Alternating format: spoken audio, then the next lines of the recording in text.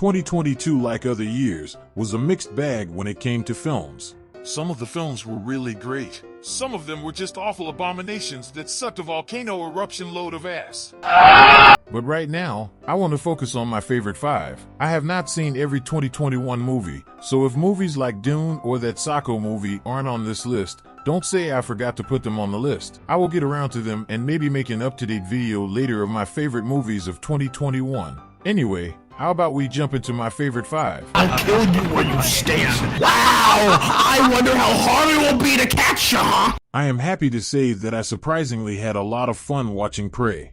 I've only seen the original Predator prior to this one, but while I prefer the Alien movies more, Prey still has a lot to offer. It's really interesting to see this hundreds of years ago where there's no technology and with the message of you won't always accomplish something by being buff and an impressive arsenal. The original Predator had Arnold face the Predator without any technology. Arnold had to use other weapons and skills. And now with Nera, she does not have any of that technology or strength, and it works so well with this message. This move actually slaps in that department, oh my god. This movie tells us the backstory of the Predator and the world of the Comanche Nation. This movie is just about building up suspense and action and focusing on Nera while she is being hunted by something. She wants to prove to her tribe and tells us it's not about strength by showing all of the tribe's warriors being slaughtered by the Predator. Nera now has to try and strategically take the Predator down just like the original Predator. This is really what the Predator franchise needs. Filmmakers, please put the Predator in different eras like ancient Egypt or the Dark Ages. That would awesome. There are some parts of this movie that don't make sense, like how this one person carried their friend all the way back home after the Predator knocked them unconscious. That didn't really add up. This movie could have been more fun, maybe have the Predator fight 1 or 2 more scary animals. But despite that, this movie is a riot. I was so happy with how fun this movie was. It has some of the most brutal slaughters in the entire Predator franchise. The Predator slays many people in so many unique and interesting ways. This Predator even has unique aspects to it, like the mask and using the invisibility more than just hiding. The bear scene is terrifyingly fun. This bear really thought they could take down the Predator. It's such a fun fight, and I wish it could go on for a little longer. The Predator stays down for some reason close to the end, which is odd, but the death of the bear is brutal. The editing on it's so damn good, and it feels impactful when the Predator lands that last hit. Prey is really fun, really brutal, and works perfectly well with the franchise by having it in a different era and using the same message while having work even better. Yeah, I just said that. I told you to come out! Holy shit, it's going crazy! Screw you, company of Scream 6. Why the hell is Neve Campbell not in Scream 6? I'm sorry, I just had to get that out because it's bullshit. Anyway, Scream 5 just maybe be the most fun I've ever had watching a horror movie. I'm not joking. While I do prefer Scream 1 and 4, this to me feels like an incredibly fun return for this franchise. I guess I wish Sidney was in the movie more.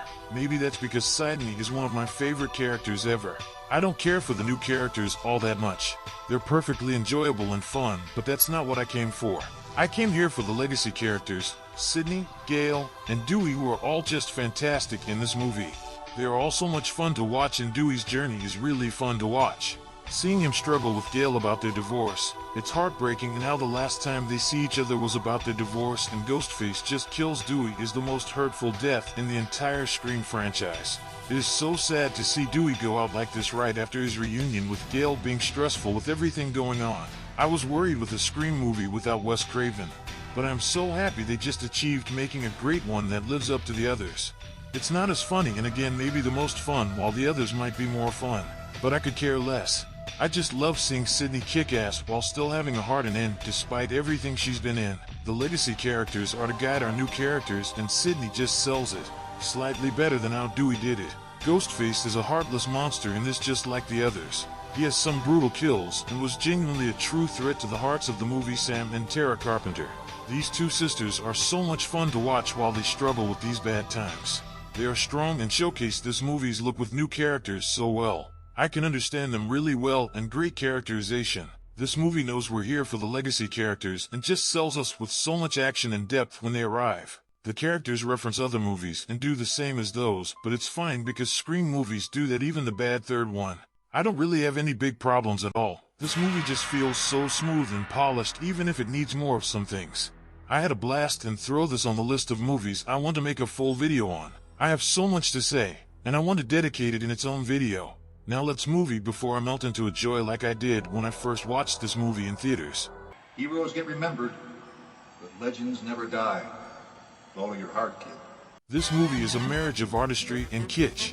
I really was gripped with this movie. This style fits really well with his career and not his life. This movie is not corny, no irony, and not dramatic. Tom Hanks is Elvis's manager, and this movie tells us so incredibly well and deep with how he abused Elvis and made do unhealthy things to make sure he's up on that stage. The modern elements with the effects are so cleverly put together with the story of Elvis and Tom Parker's success. These transitions and effects with the ending are so damn beautiful. The modern day music used does not seem forced because they use it when Elvis is traveling between the black neighbors and the white universe, which works because he is famous for being inspired by black entertainers. It shows how Elvis looked like this villain and Tom Parker did everything in his power to make Elvis a complete success. Austin Butler moves and acts so much like Elvis did. So smooth and how it's seen as suggestive even though it's not today. Is such attention to detail. Tom Hanks is a true villain with an awful accent and every time he's on screen he's insulting the camera. There was so much passion put into this movie and the filmmakers don't care if it worked or not. They just go all out. This movie also shows his personal life with his wife Priscilla, them making their child, Lisa, and it's not the main focus but Sid shows how it affects Elvis's career. It shows how his career is affecting his life and he's trying to balance it and sometimes he can't do anything about it. It perfectly shows that he had a great career, but it was hurting him and his manager was killing him. While the dramatic moments in this film are corny and goofy, they still work. And that scene where Elvis yells at Tom Parker behind the curtains, it genuinely made me stop. Elvis confronts Parker and after that, Elvis is truly broken. Parker pushed him to his limits and the result is Elvis being in pain, his wife and daughter leaving him, and then the last scene. It is footage of the real Elvis and seeing this scene after everything this movie showed what Elvis has been through, made me cry. It was beautiful and I felt really sorry for Elvis. I cannot stress enough that this movie is a miracle. I've listened to so little Elvis and this movie had me hooked from the start. God, this is true blessing and I'm so happy that it was so magical. Sir, today you had a total savings of $23.78. Look, this list of my top 5 was easier to pick from in terms of my top 5, but it was definitely difficult to pick which ones were higher. Aside from number, this list was so damn hard to make, but I think I'm comfortable as of right now with the Batman 2022 being at number 2. The Batman is just the best Batman movie since The Dark Knight. This movie is very serious while also having that comic book silliness. This movie looks incredible. It looks even better than The Dark Knight. Robert Pattinson's performance, that shit is top notch. He captures the character so well by showing off him being a badass and how he has loneliness.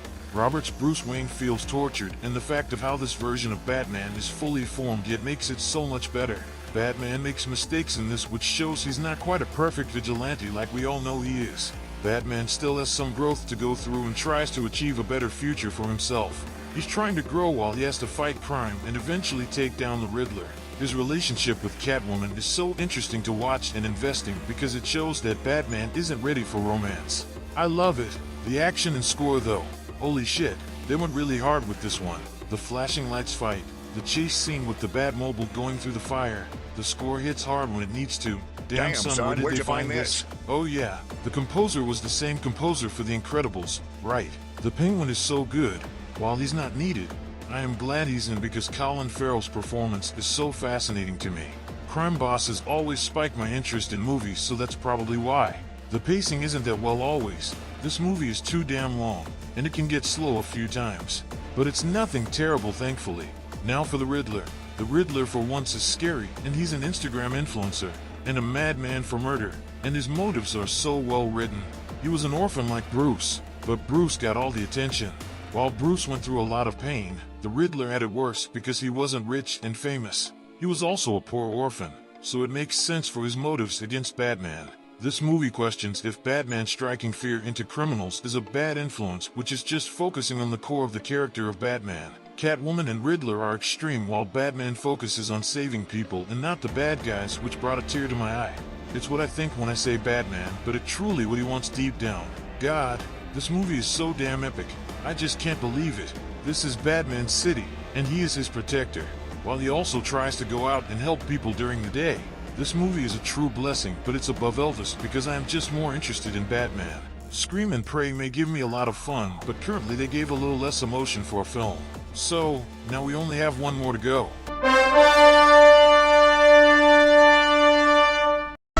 Hey, you want to see something cool? Now you die. Puss in Boots: The Last Wish is the greatest animated movie of 2022 and my hands-down favorite movie of 2022. It is also one of the greatest DreamWorks movies of all time. The original Puss in Boots was fine, just not actually anything great. But forget that. Puss in Boots: The Last Wish is so damn good. Death is the best part of the movie. He's one of the scariest and best villains of DreamWorks and animation. He's so well directed, and his scenes are very chilling, and I felt genuine fear when he came on screen. Everything else about the movie is also fantastic. It may seem to have a simple story with different teams racing towards one item being the last wish. But this movie takes a simple concept and goes all out. So many interesting and spectacular ideas that are just thrown at you. There's this enchanted forest that terraforms and changes whenever a new person is holding the map to the last wish. The Spider-Verse-like animation with the fight scenes are so beautiful. Spider-Verse changed everything. There are a lot of characters in this movie and none of them take too much screen time, which makes me so happy. I love all of them. They are all so entertaining. Puss in Boots struggling with his mortality and not living up to his legacy. Kitty Soft Paws learning to trust and believe in others more is inspiring and never shoved in your face. Perro is surprisingly funny and with a tragic backstory while also being able to be positive despite his awful past. Goldilocks and the Three Bears, who are this crime family, and I love crime bosses and crime families, which is epic to see in this movie. And the comic villain Big Jack Horner, one of the funniest, if not the funniest character in the movie. So heartless yet genuinely entertaining. Jiminy Cricket shows up for a solid amount of time and plays off of Jack very well. This movie is both a ton of fun and emotionally effective. Like what the hell? The paintbrush aesthetic is beautiful, and especially in the phenomenal and intense and precise, and it's just epic. This movie has its own style and doesn't feel like a copycat of Spider-Verse. The final battle between Death and Puss is intense and visually, just like the rest of the movie, incredible. The confrontation is so damn wonderful. Puss finally gets to escape Death until it is time for him to die. My only issues are the movie takes a little too long and Goldilocks with her bear family have this conflict and then it's quickly solved during the climax. This movie's so close to being as good as Shrek 2, but it is the second best Shrek movie. It's ever so slightly. Now I want the Shrek franchise to continue, and now the Shrek franchise is rebooted, and now it is time to see Shrek 5 with the same team who worked on this movie. Go watch Puss in Boots: The Last Wish. It is a true masterpiece.